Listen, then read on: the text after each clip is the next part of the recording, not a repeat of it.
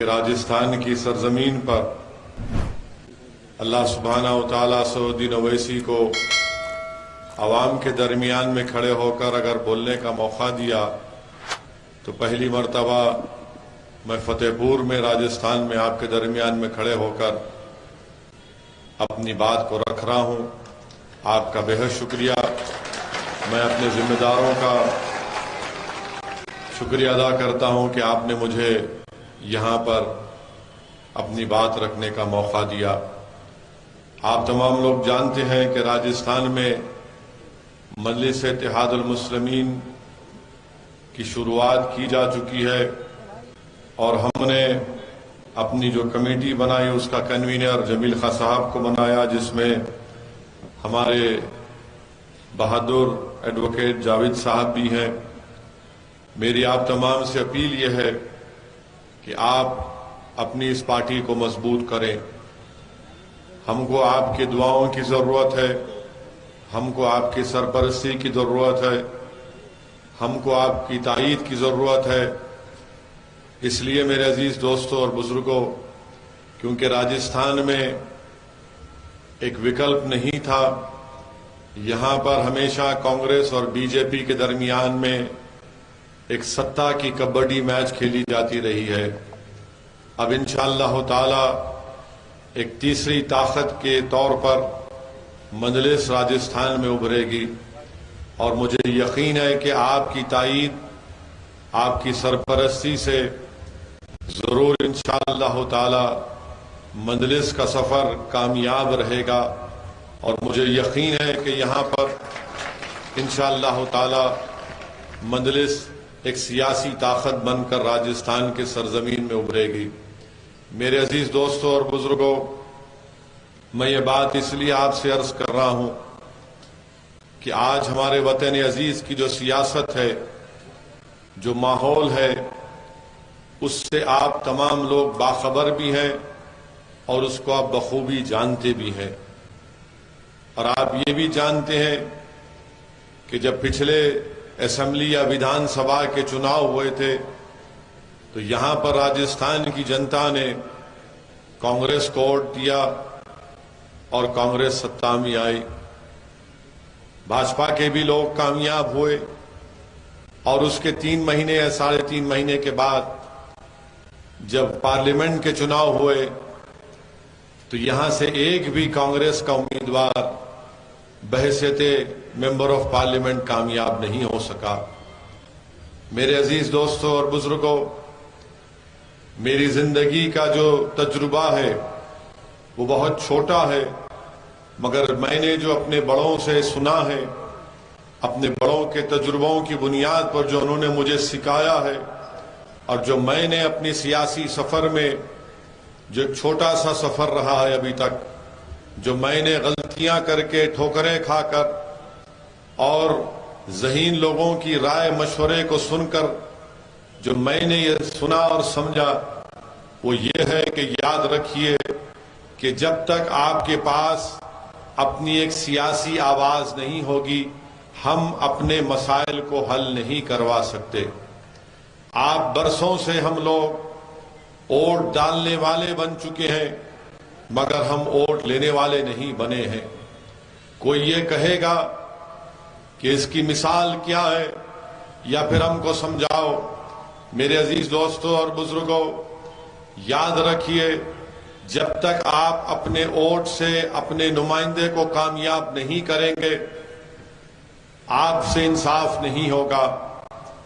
جب تک آپ اپنے ووٹ سے اتحاد کی طاقت پر آپ اپنے نمائندے کو کامیاب نہیں کریں گے، ہم اپنے مسائل کو حل نہیں کروا سکیں گے۔ جب تک آپ اپنے ووٹ کی طاقت پر اپنے نمائندے کو کامیاب نہیں کریں گے، چاہے وہ چناؤ ویدھان سبھا کا ہو، پارلیمنٹ کا ہو، ضلع پریشد کا ہو یا لوکل باڈی کا ہو، یاد رکھیے ہم اپنی تکالیف کو دور نہیں کر پائیں گے۔ یہ اس لیے میں کہہ رہا ہوں کیونکہ جہاں کہیں بھی میں جاتا ہوں وہاں پر مسائل لوگ ہم کو بتاتے ہیں، ذمہ دار لوگ بتاتے ہیں، اور جب ہم ان مسائل کو دیکھتے ہیں اور جب عوام سے پوچھتے ہیں کہ یہ مسئلہ کیوں نہیں حل ہوا، تو جواب میں یہ آتا ہے کہ ہمارا ودھائک یا ہمارا سانسد یا ہمارا لیڈر جس کو ہم نے اپنے ووٹ سے منتخب کیا وہ ہماری تکالیف کو محسوس نہیں کرتا، وہ صرف چناؤ کے درمیان میں ہمارے پاس نظر آتا ہے، پھر 5 سال کے بعد دوبارہ ہمارے گلی کوچوں میں ہمارے گاؤں میں آ کر ہم سے ووٹ کی بھیک مانگتا ہے، اور پھر جب بھیک مانگتا ہے ہم سے یہ بھی کہتا ہے کہ دیکھو اگر مجھے ووٹ نہیں ڈالو گے تو بھاجپا جیت جائے گی۔ میرے عزیز دوستوں اور بزرگوں، ہماری زندگی کا مقصد صرف یہ نہیں ہے کہ ہم صرف ووٹ ڈالتے رہیں، اور جب ہم انصاف کا مطالبہ کریں، جب ہم سمان کی بات کریں، جب ہم حق کی بات کریں تو ہم سے یہ کہا دیا جاتا ہے کہ نہیں تم مسلمان ہو، تم سمان، عزت اور انصاف اور حق کی بات مت کرو، تمہارا کام صرف یہی ہے کہ تم ووٹ ڈال کر بھاجپا کو ہرا دو۔ میرے عزیز دوستوں اور بزرگوں، جس سرزمین سے میں آیا ہوں وہ حیدرآباد اور تلنگانہ ریاست ہے، وہاں پر بھی مجلس اتحاد المسلمین کے صرف 7 MLA ہیں، وہاں پر مسلمانوں کی آبادی قریب 65 لاکھ کے قریب ہے۔ میں آپ سے پوچھنا چاہ رہا ہوں، جب 7 ودھائک تلنگانہ میں آپ کی دعاؤں سے اور آپ کی اتحاد کی طاقت اور قوت کے بلبوتے پر کامیاب ہوتے ہیں، تو پھر وہاں پر تلنگانہ میں مجلس کی نمائندگی پر، مجلس کے ریپرزنٹیشن پر تلنگانہ کی حکومت نے آج سے 7 سال پہلے مسلم اقلیت کے لیے ایک ریزیڈنشل سکول کھولے، اور آج کی تاریخ میں 60,000 مسلمان بچے اور بچیاں 6ٹھی جماعت سے 12ویں جماعت تک 6 سے 12 کلاس تک فری میں اسکول میں پڑھتی ہیں۔ بچیوں کا الگ سکول ہے۔ میرے دوست سنو میری بات کو، میں تھالی مارنے کے لیے، داد حاصل کرنے کے لیے نہیں کہہ رہا ہوں، میں کوئی شاعر نہیں ہوں کہ کلام پڑھ کر تم سے واہ واہ حاصل کر رہا ہوں۔ میں آپ کے درمیان میں کھڑے ہو کر آپ کو یہ بتانے کی کوشش کر رہا ہوں کہ تلنگانہ میں 60,000 مسلم بچے اور بچیاں اسکول میں پڑھ رہی ہیں، فری میں پڑھ رہی ہیں۔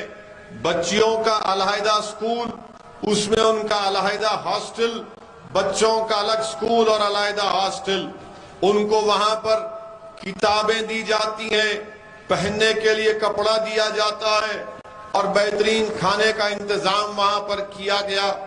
بتائیے کیا مجلس کا کوئی MLA کبھی منتری بنا؟ جب تک میں زندہ رہوں گا مجلس کا کوئی MLA منتری نہیں بنے گا، نہ سنتری بنے گا، بلکہ وہ ایک لڑنے والا بنے گا اپنے حق کے لیے جو ہم نے کیا۔ بتائیے کیا راجستھان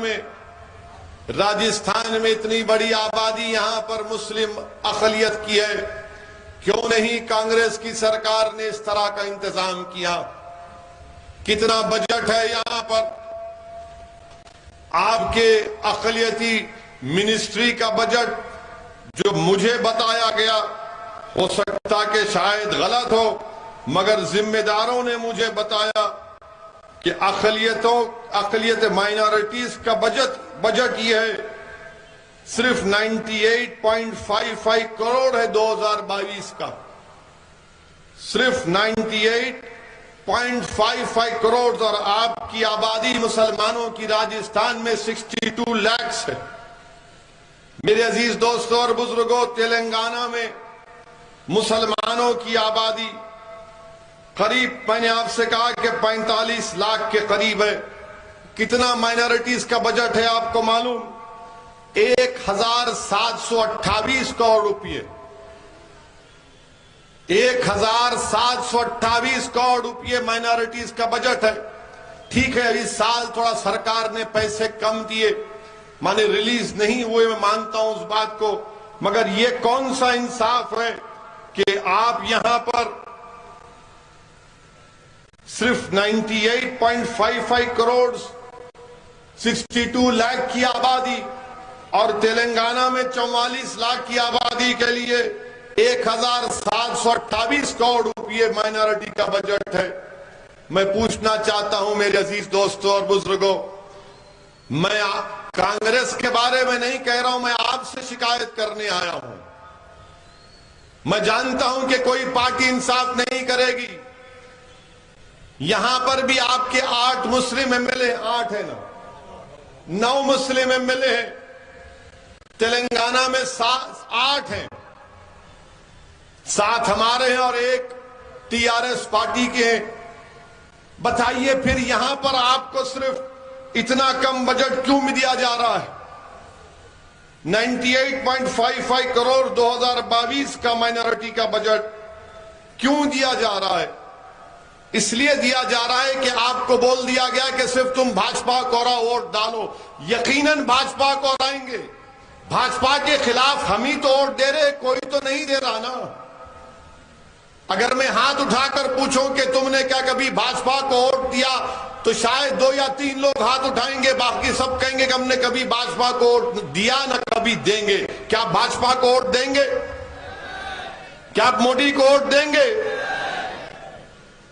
हम भी नहीं देते तेलंगाना में। मगर ये बताइए फिर ये बजट इतना कम क्यों है? बजट कम इसलिए है क्योंकि जो 9 एमएलए जीत कर गए वो बेचारे बेबस हैं, कमजोर हैं, गूंगे हैं, अंधे हैं, बहरे हैं, उनकी आवाज को सुना नहीं जाता। अगर आपका मजलिस का एमएलए जीत कर जाएगा तो लड़ेगा विधानसभा में और बोलेगा ये कौन सा इंसाफ है, ये कौन सा इंसाफ है। याद रखो मेरे अजीज दोस्तों और बुजुर्गों, मेरी जिंदगी का या आपकी जिंदगी का भरोसा नहीं है, मगर याद रखो अगर आप अपने हक के लिए नहीं लड़ेंगे तो कोई आपकी लड़ाई लड़ने वाला नहीं है। याद रखो, अगर तुम रोकर आंसू बहाकर ये समझोगे कि दुनिया तुम पर रहम करेगी, नहीं जालिम और जुल्म करेगा। अगर तुम भीख मांगोगे कि मेरा हक दे दो, तो सरकार में बैठे वाले ये सब लोग बोलेंगे कि देखो ये भिखारी बनकर आया है, इसको कुछ मत दो, कुछ हड्डी फेंक दो। मगर अगर तुम बराबरी के लिए खड़े हो जाओगे, इन इख्तिदार की कुर्सियों पर बैठने वाले चाहे कांग्रेस हो या भाजपा, उनके सामने आंख में आंख मिलाकर कहोगे कि भारत के संविधान के मुताबिक मैं भी बराबर का शहरी हूं, मैं नाइंसाफी को बर्दाश्त नहीं करूंगा, मुझे अपना हक मिलना चाहिए तो हक मिलेगा। अगर आप सिर्फ चीखे मारेंगे, नारे मारेंगे, हक नहीं मिलेगा। आपको हक कैसे मिलेगा मेरे भाई? जब आप सियासी ताकत को पैदा करेंगे, जब आप सियासी नुमाइंदों को अपने जिताएंगे, तभी जाकर तो हम बात कर सकते हैं।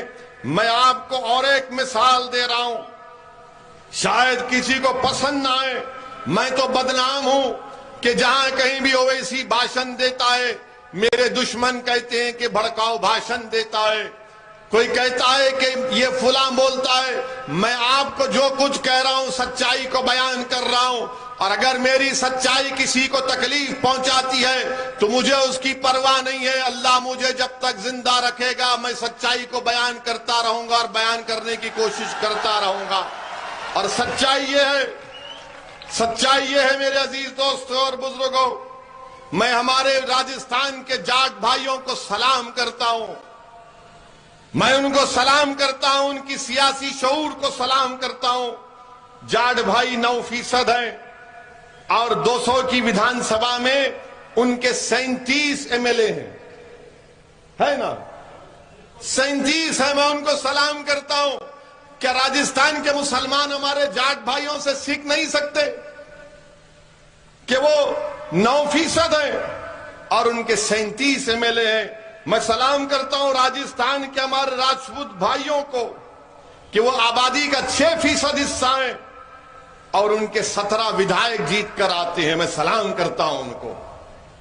मैं आपसे यही अर्ज कर रहा हूं, जब वो कर सकते हैं तो आप क्यों नहीं कर सकते? अच्छा, ये जो आपके कांग्रेस से ये जो 8 एमएलए जीत कर गए हैं, जिनको आपने जिताया है, ईमानदारी से एक बात अपने आप से सवाल करिए, जब तुम उनको देखते हो तो तुम्हारा दिल तुमसे क्या कहता है कि ये मेरा नेता है या कांग्रेस का नेता है? किसका नेता है? आप खुद फैसला कर लो। اور جب تم اس دیوانے کو دیکھتے ہو جو 1000-2000 کلومیٹر سے دور آیا ہے تو آپ یہ کہتے ہیں کہ ہاں یہ میری بات کرنے والا ایک پاگل انسان ہے جو میرے جذبات کو سمجھتا ہے. مگر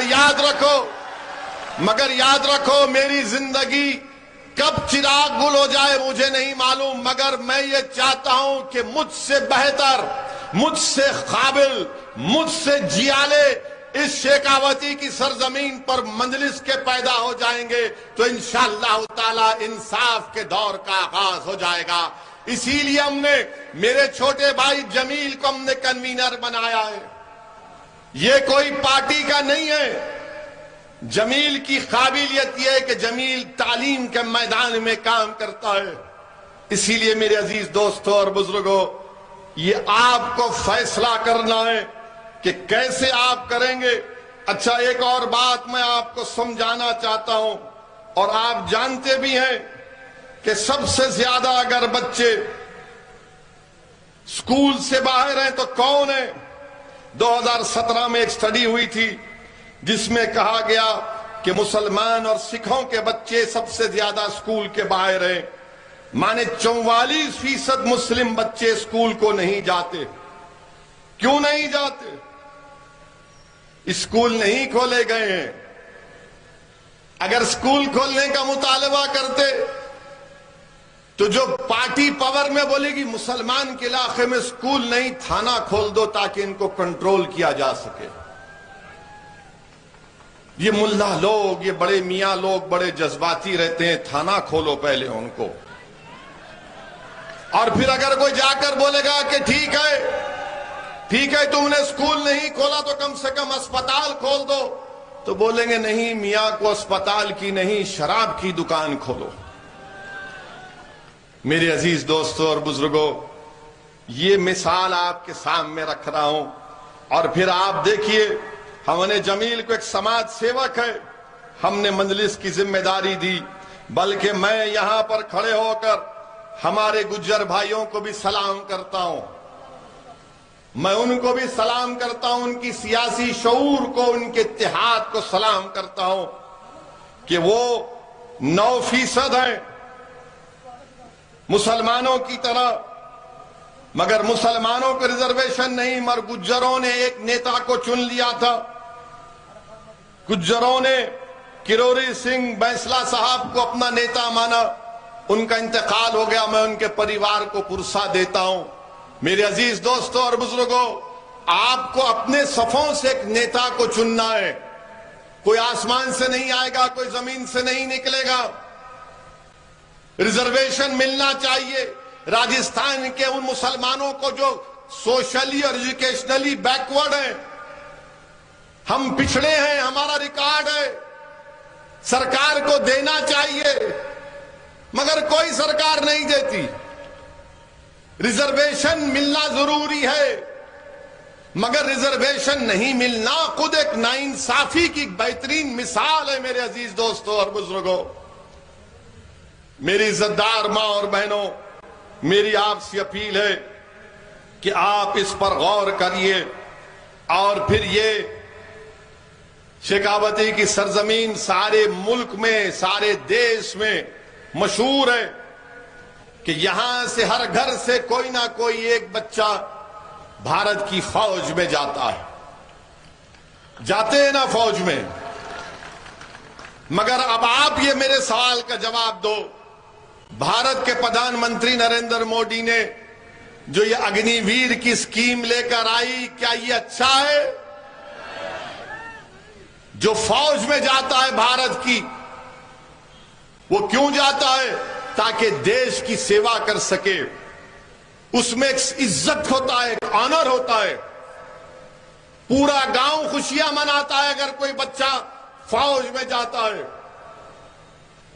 پورے اس گاؤں کے لیے ایک سمان کی بات بن جاتی ہے کہ ہمارے گاؤں کا بچہ بھارت کی سرحد کی حفاظت کرنے کے لیے کشمیر میں بیٹھا ہے تاکہ پاکستان سے کوئی ٹیررسٹ گھس کر نہ آئے.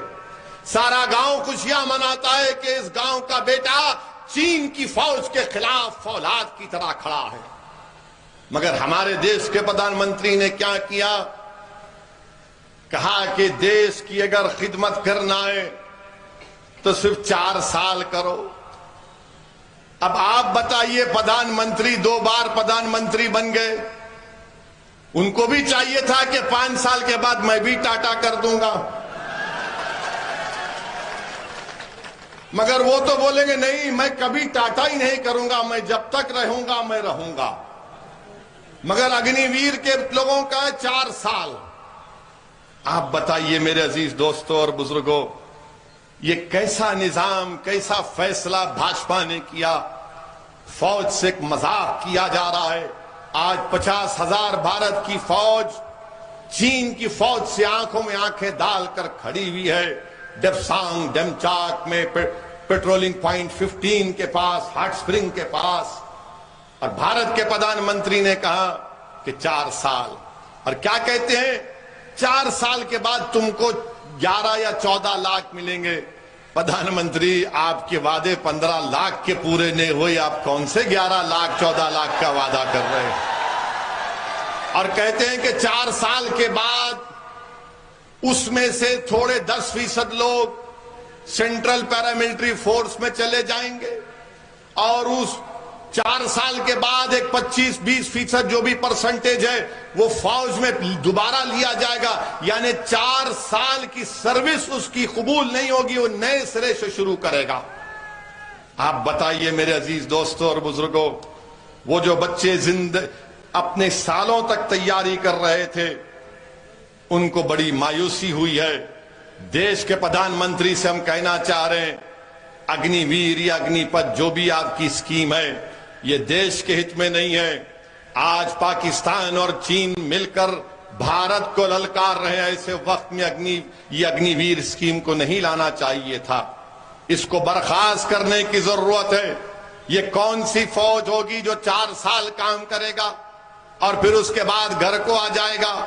پھر کہیں گے کہ نہیں, اس کو CRPF میں یا ITBP میں لیا جائے گا. ارے ایک ریکارڈ پیش کرو, کتنا جھوٹ بولتے ہو بھاجپا والے, کتنا جھوٹ بولتے ہیں بھاجپا والے. ارے 10% تو کبھی نہیں لیا گیا جو لوگ فوج سے نکل کر سینٹرل پیراملٹری فورس میں جاتے ہیں. میں آج اس سرزمین پر کھڑے ہو کر 31 جولائی 2020 کو جو محسن خان جو شیخاوتی کے تھے, جنہوں نے نوشہرہ کشمیر میں پاکستان کے ٹیررسٹ سے مقابلہ کرتے ہوئے, آتنکوادیوں سے مقابلہ کرتے ہوئے اپنی جان کی عظیم قربانی دی, میں ان کے پریوار کو, ان کے ماں باپ کو سلام کرتا ہوں اور اللہ سے دعا کرتا ہوں کہ اللہ سبحانہ و تعالی محسن خان کے پریوار کو اللہ صبر دے, اور ایسے محسن خان اس سرزمین پر اللہ لاکھوں میں پیدا کر دے جو بھارت کی سرکشا کرتے رہے. میرے عزیز دوستوں اور بزرگوں, ابھی ہم نے سنا کہ نریندر مودی سرکار نے بھارت میں چیتا کو لے کر آئے ہیں, افریقہ سے چیتا کو لائے ہیں. تو میڈیا کے لوگوں نے ہم کو جے پور میں پوچھا کہ BJP نے چیتا کو لایا ہے بھارت میں, اس پر آپ کیا بولیں گے؟ ہم نے کہا بھائی, دیش کے پردھان منتری سے جب آپ پوچھیں گے کہ یواؤں کو آپ نے 2 کروڑ نوکریوں کا وعدہ کیا تھا, تو پردھان منتری سے سوال ہوگا نوکری کا, وہ چیتا سے تیز بھاگ جاتے ہیں. جب پردھان منتری سے پوچھا جائے گا کہ چین ہماری زمین پر قبضہ کر کے بیٹھا ہے, ہمارے لوگ جب سردیوں میں ہمارے جانور کو لے کر گھاس کھلانے لے کر جاتے تھے تو 10 کلومیٹر کی زمین پر چین قبضہ کر کے بیٹھا ہے, ڈپسانگ اور ڈپچانگ میں کیا ہوگا؟ تو پردھان منتری جیسا چین کا نام سنے چیتا سے تیز چلے جاتے. اب کیا بولیں گے؟ اچھا وہ چیتا کو تو لا تو لیے, مگر کم سے کم BJP والوں وائلڈ لائف پروٹیکشن ایکٹ میں ترمیم کر لو. اسی لیے کہہ رہے ہیں کہ ری انٹروڈکشن کا بات کر رہے ہیں. آپ بتائیے میرے عزیز دوستوں اور بزرگوں, ہمارے ملک میں 20 کروڑ لوگ روز رات میں بغیر کھانا کھائے بھوکے سوتے ہیں. روز 4,500 بچے, معصوم بچے مر جاتے ہیں کیونکہ اسپتال نہیں ملتا. بے روزگاری نوجوانوں کا مقدر بن گیا. پورے وش میں, پوری دنیا میں سب سے زیادہ نوجوان بے روزگار ہیں تو بھارت میں. پیٹرول ڈیزل کی قیمتیں آسمان کو چھو رہی ہیں. اور دیش کے پردھان منتری نے جی ایس ٹی لگایا، اتنا لگایا جی ایس ٹی کہ اگر کوئی پینسل خریدے گا لکھنے کے لیے بچہ اسکول کا تو اس پہ بھی جی ایس ٹی، مانے پینسل پر جی ایس ٹی ہے۔ شمشان گھاٹ اگر بناتا ہے تو اس پہ جی ایس ٹی ہے، یعنی زندہ رہے تو بھی مصیبت، مر گئے تو بھی مصیبت۔ آپ بتائیے، پھر دیش بی جے پی کہتی ہے راشٹرواد کے اوپر کوئی کمپرومائز نہیں کیا جائے گا۔ ارے چین سے آپ کیوں کمپرومائز کر رہے ہیں؟ پھر چین ہماری زمین پر قبضہ کر کے بیٹھا ہے۔ پردھان منتری نے کہا تھا کہ نہ کوئی گھسا ہے نہ کوئی گھسے گا، تو 16 راؤنڈ کی بات چیت کیا بات چیت تھی؟ ولیمہ ہو رہا تھا چین سے بات کرتے ہوئے۔ 16 بار بات کیے چین سے، کیا بات کیے جب گھسے نہیں، نہ کوئی گھسے گا۔ میرے عزیز دوستوں اور بزرگوں، آج ہماری بھارت کی اکانومی برباد ہو گئی۔ دیش بی جے پی کے پاس فوج کو پیسہ نہیں ہے دینے کے لیے، اس نے اگنی ویر اگنی پتھ کی اسکیم لے کر آئے۔ اگر پیسہ ہوتا تو یہ 4 سال کی یہ اسکیم نہیں لاتے۔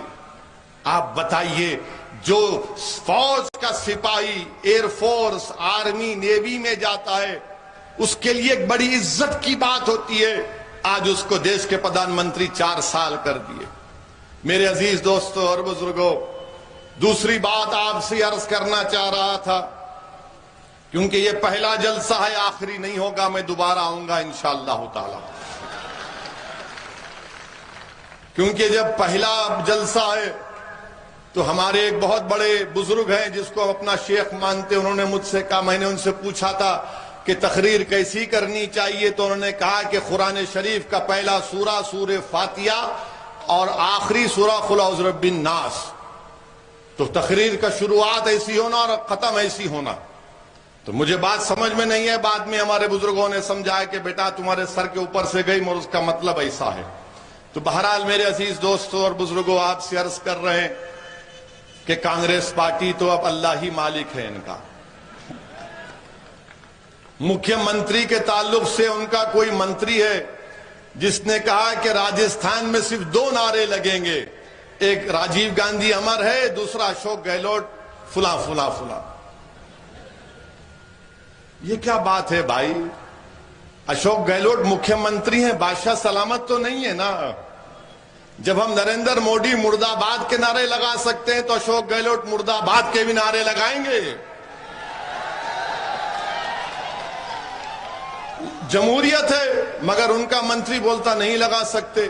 اچھا، ان کا ایک اور منتری بولتا ہے کہ جب میں لڑنے پہ آ جاؤں گا تو کوئی نہیں رہے گا۔ بھائی صاحب، کیا آپ کے پاس مشین گن استعمال کریں گے آپ؟ کانگریس پارٹی تو ماشاءاللہ سرکس بنی ہوئی ہے راجستھان میں۔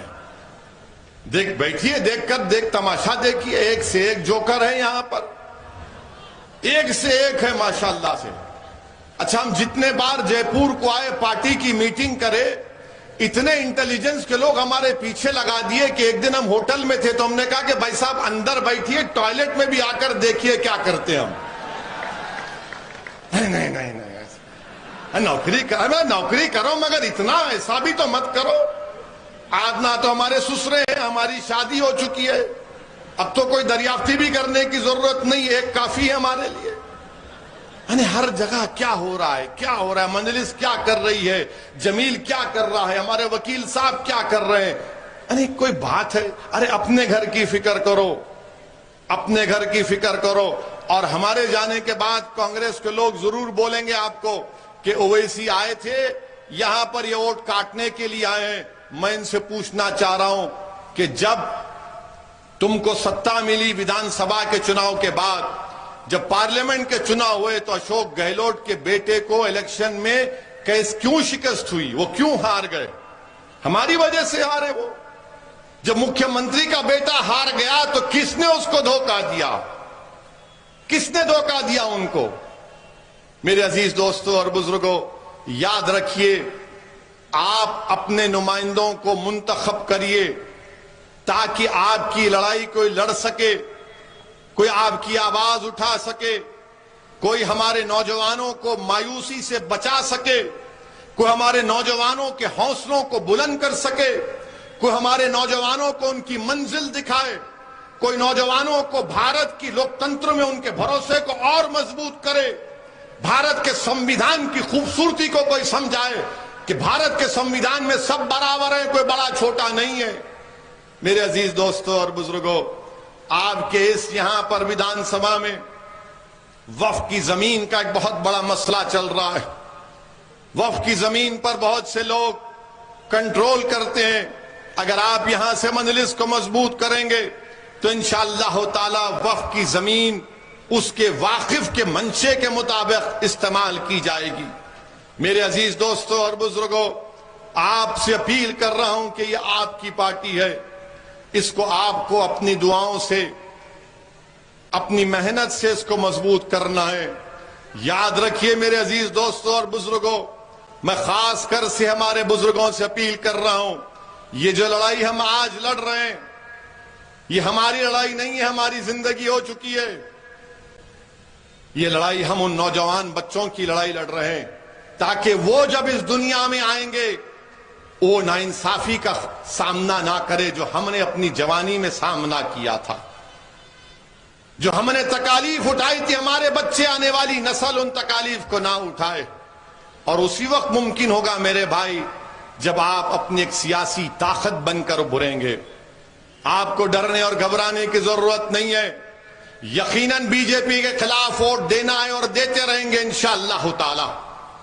ہماری گاڑی پر گولیاں چلائی گئی تھی اتر پردیش کے چناؤ میں، اور گولی چلانے والے نے ٹی وی کے انٹرویو میں کیا کہا تھا کہ اویسی بہت زیادہ بولتا ہے نریندر مودی اور یوگی آدتیہ ناتھ کے بارے میں، اسی لیے ہم نے اس کی گاڑی پر گولیاں چلائیں۔ میں آپ کے درمیان میں کھڑے ہو کر کہہ رہا ہوں کہ مسلمان دنیا میں آتا ہے تو ایک ہی مرتبہ مرتا ہے، دو مرتبہ نہیں مرتا ہے، وہ ایک ہی مرتبہ ہم مرتے ہیں، بار بار نہیں مریں گے، اور اسی وقت مریں گے جب اللہ اس دن کا وقت طے کر لے گا۔ یہ ہمارا ایمان ہے، یہ ہم اس کو مانتے ہیں، اس بات کو جب اللہ طے کرے گا تو موت آئے گی، اور جب موت آئے گی تو جانا ہے نا سب کو، اس دنیا سے کوئی نہیں رہے گا یہاں پر۔ جب اللہ نے ہم کو بھیجایا اس دنیا میں تو ہم جائیں گے واپس اللہ کے پاس، تب جا کر ہمارا حساب کتاب ہوگا، اللہ طے کرے گا، اللہ فیصلہ کرے گا کہ کون رائے برابر نیکی کیا، کون رائے برابر گناہ کیا، اس کا فیصلہ اللہ اپنی عظمت اور اپنی رحمت کے مطابق انشاءاللہ کرے گا۔ میرے عزیز دوستوں اور بزرگوں، اسی لیے آپ سے اپیل کر رہے ہیں کہ مجلس کو مضبوط کریے۔ آپ مجھے مت دیکھیے، جمیل کو مت دیکھیے، اپنے آپ کو دیکھیے۔ کب تک آپ اس نعرے میں چلے جائیں گے کہ نہیں بھاجپا کے خلاف ہی ووٹ دینا ہے تو کچھ بات مت کرو؟ میں آپ سے کہہ رہا ہوں کہ بھاجپا کے خلاف ووٹ دو، مگر تم بھی تو زندہ رہو۔ تم زندہ نہیں رہ کر کانگریس کو کسی اور کو زندہ رکھ رہے اور اپنے آپ کو تم ختم کر رہے ہو، یہ کون سی زندگی ہے؟ اگر ہم زندہ رہیں گے تو ہم کچھ کر پائیں گے نا۔ سیاست میں زندہ رہنا ہے، اگر ہم زندہ رہیں گے تو نیکی بھی کریں گے یا گناہ بھی کریں گے، جب زندہ نہیں رہیں گے تو نہ کسی کا فائدہ پہنچا سکیں گے نہ کچھ نہیں کریں گے۔ اسی لیے ہم آپ سے اپیل کر رہے ہیں کہ آپ میری ان باتوں کا غور سے کبھی جب گھر جا کر بیٹھے تو اس پر سوچئے۔ ہو سکتا ہے کہ لوگوں کو اعتراض ہو میری تقریر پر، ان کا پورا حق ہے، مگر میرے عزیز دوستوں اور بزرگوں، یہ وقت ہم سے پکار کر کہہ رہا ہے کہ اگر آپ نہیں اٹھیں گے تو کوئی نہیں اٹھے گا۔ یاد رکھو، آج اتر پردیش میں مدرسوں کو نشانہ بنایا جا رہا ہے سروے کے نام پر، کوئی نہیں کہتا اس بارے میں۔ ہم کو کہنا پڑتا ہے کہ مدرسے کا سروے غلط ہے۔ اگر سروے کرنا ہے تو سب مدرسوں کا، سب سکول کا سروے کرو، مگر تم ان مدرسوں کا کیوں کر رہے ہو جو حکومت سے، سرکار سے ایک پیسہ نہیں لیتے؟ آخر تم کو اسی مدرسے میں آ کر دیکھنے کی کیا ضرورت ہے؟ ارے تم پورے سکول کا کرو، کرسچین مشنری سکول کا کرو، آر ایس ایس کے سکولوں کا کرو، پرائیویٹ سکول کا کرو، سرکار کے سکولوں کا کرو۔ کتنے ٹوائلٹ اس میں ہے, کتنی بجلی ہے, کتنا پینے کا پانی ہے, مگر نہیں, سب کو چھوڑ کر صرف ہمارے مدرسوں پر نظر. تم کیا دیکھو گے اس میں؟ تم کو کچھ نہیں ملے گا اس میں سوائے اس میں اللہ کی وحدت کی تعلیم دی جاتی ہے. آؤ میں تم کو دعوت بھی دیتا ہوں اس کی, وہ بھی پڑھ لو تم. مگر آپ ہمارے مدرسوں پہ پھر حجاب کا مسئلہ, یعنی آخر ہم کیا کریں بتائیے؟ ہر چیز پر ہمارے مدرسے خطرے, ہمارا حجاب خطرہ, ہماری داڑھی خطرہ, ہماری ٹوپی خطرہ, ہمارا کھانا خطرہ. آخر ہے کیا بتاؤ پھر؟ ہے کیا بتاؤ پھر؟ کیا بچے گا؟ اب ہماری مسجد پر بھی آ گئے آپ, اب مسجد پر بھی آ گئے, اس پر بھی کوئی پارٹی کچھ نہیں بولتی. بتائیے میرے عزیز دوستوں اور بزرگوں, یہ اطمینان میں مت رہو کہ نہیں نہیں وہ ایک دیوانہ ہے, وہ ایسی بول رہا ہے نا. نہیں, آپ سب کو بولنا پڑے گا. جب آپ بولیں گے تو دنیا اٹھے گی, سنے گی, اور دنیا سمجھ جائے گی کہ ہاں ایک دیوانہ نہیں, یہ پورے لاکھوں کی تعداد میں سب کے سب لوگ ہوشیار ہو چکے ہیں, باخبر ہو چکے ہیں, اور اپنے حق کے لیے کھڑے ہو گئے. یاد رکھو میرے عزیز دوستوں اور بزرگوں, خاموشی بزدلی ہے, خاموشی بزدلی ہے, یاد رکھو. اور بھارت کے سمویدھان میں آپ کو بولنے کا اختیار ہے. آپ کو بولنا پڑے گا, آپ کو لڑنا پڑے گا پرامن طریقے سے. اور یہ لڑائی میں آپ ہمارا ساتھ دیجئے. میں یہاں پر اپنی مقبولیت میں, اپنی پاپولرٹی میں اضافہ کرنے کے لیے نہیں آیا ہوں, اللہ میری نیت کو جانتا ہے. میں اس لیے آیا ہوں تاکہ آپ مسلمانوں کے نیتا بنیں, تاکہ آپ مسلمانوں کے قائد بنیں, تاکہ آپ مسلمانوں کے لیڈر بنیں. اور جب یہاں سے وہ کھڑا ہو جائے گا تو میں آپ سے وعدہ کر رہا ہوں, سعود الدین اویسی اس کے پیچھے کھڑا ہوگا اور اس کو سامنے رکھ کر کہے گا کہ تم قیادت کرو راجستھان کے مظلوموں کی, تم ان کے مقدر کے فیصلے طے کرو. کب تک ہمارے مقدر کے فیصلے کوئی کانگریس اور بی جے پی کرے گی؟